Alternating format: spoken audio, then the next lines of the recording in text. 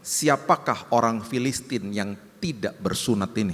Perhatikan kalimat tidak bersunat. Sampai ia berani, sampai dia berani mencemooh kalian, mencemooh barisan daripada Allah yang hidup. Ini ya, kalau kita nggak ngerti konteksnya, kita nggak dapat artinya. Sunat bagi bangsa Israel itu adalah meterai penyertaan Tuhan. Di hari ke-8 mereka disunat. Semua bangsa lain nggak punya kehormatan itu. Jadi Daud lagi ngasih tahu, lagi ngomong gini sama mereka, guys, kita nih bangsa bersunat, kita ini punya penyertaan Tuhan, dia enggak, ngapain lo takut? Dan sampai ke telinganya Saul, ada Daud? Serius? Suruh sini. Daud bisa beraudiensi dengan Saul, karena terlebih dahulu sudah ada kairosnya Tuhan yang terjadi di istana.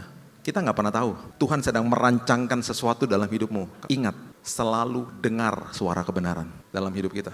Ketika ketemu sama Saul, langsung gak ada basa-basi, dia bilang begini, janganlah seorang menjadi tawar hati karena dia ngapain takut. Hambamu akan pergi melawan orang Filistin itu. Tuhan yang telah melepaskan aku dari cakar singa dan dari cakar beruang, dia juga akan melepaskan aku dari tangan orang Filistin itu.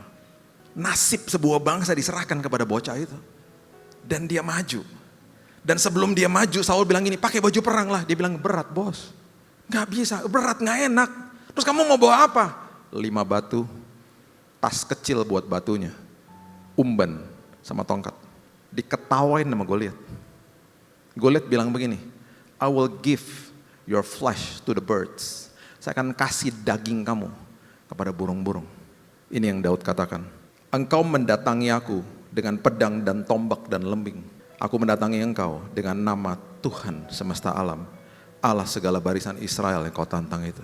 Dia putar umbannya, dia lempar batunya, dan kena kepalanya, dahinya.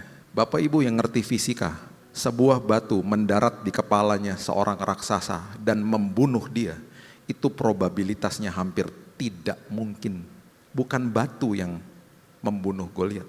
Dia datang di atas nama, atas segala nama, Tuhan langit dan bumi. Kenapa 5 batu? Nanti Bapak Ibu baca di Tawarikh, di Samuel juga ada. Goliat punya 4 saudara.